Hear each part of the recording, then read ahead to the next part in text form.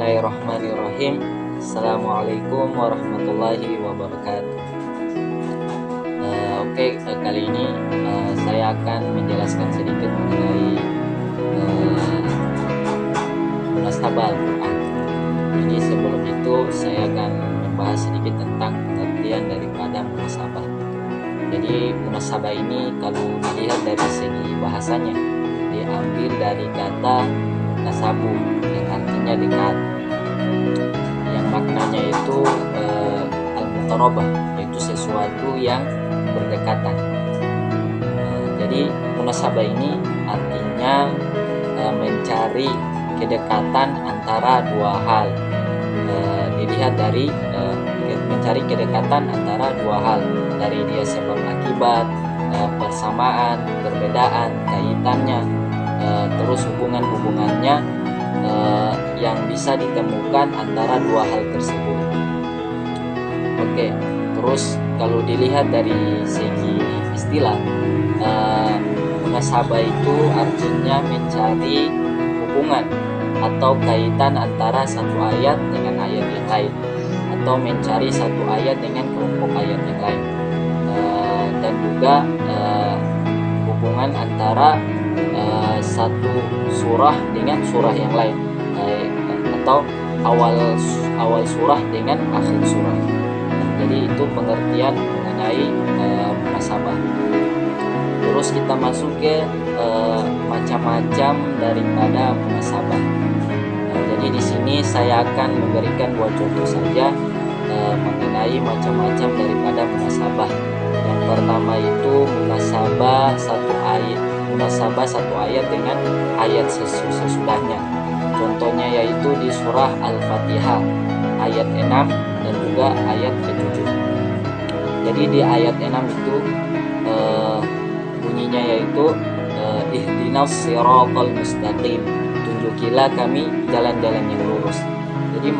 Jadi di sini maksudnya jalan-jalan yang lurus itu jalan yang lurus seperti apa?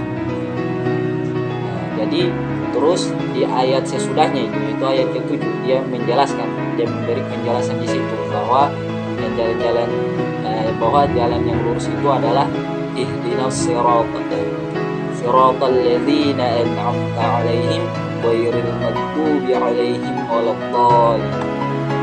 Jadi di ayat 7 dia menjelaskan bahwa jalan yang lurus itu adalah jalan-jalan yang telah engkau ridhoi, yang telah engkau memberi petunjuk, yang telah engkau memberi hidayah, bukan jalannya orang-orang yang telah engkau sesati maupun jalan-jalan orang yang engkau murkai. Jadi ini contoh daripada munasabah satu ayat dengan ayat sesudahnya. Terus ada juga terus contoh kedua yaitu munasabah awal ayat di awal surah dan juga di akhir surah. Contohnya itu di surah awal surah Al-Hadid dan juga akhir surah Al-Waqiah. Jadi di surah Al-Waqiah itu dia menjelaskan fasabbih bismi rabbikal azim. Jadi bertasbihlah dengan mengagungkan nama Tuhanmu. Terus di surahnya kemudian yaitu di surah Al-Hadid dia menjelaskan sabbahalillahi ma fis samawati wa ma fil ardi wa huwal azizul hakim. Jadi di ayat itu dia menjelaskan bahwa apa yang ada di langit dan apa yang ada di bumi itu semuanya bertasbih mengagungkan Allah Subhanahu wa taala. Jadi itu contoh daripada macam ayat yang menjelaskan ayat antara hubungan awal surah dan juga di akhir surah.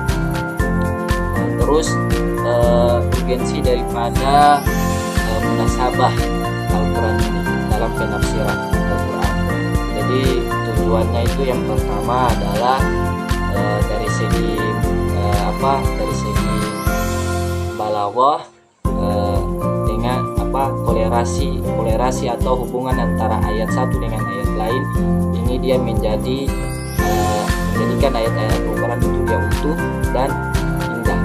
Terus yang kedua itu dapat memudahkan dalam memahami ayat-ayat Al-Quran, memahami daripada makna daripada ayat Al-Quran. Yang ketiga itu membantu daripada para mufasir dalam menafsirkan ayat-ayat menafsirkan ayat-ayat Al-Quran. Terus mereka bisa menjelaskan daripada makna ayat satu dengan ayat yang lain. Oke, mungkin itu yang bisa saya sampaikan. Kurang lebihnya saya mohon maaf. Assalamualaikum warahmatullahi wabarakatuh.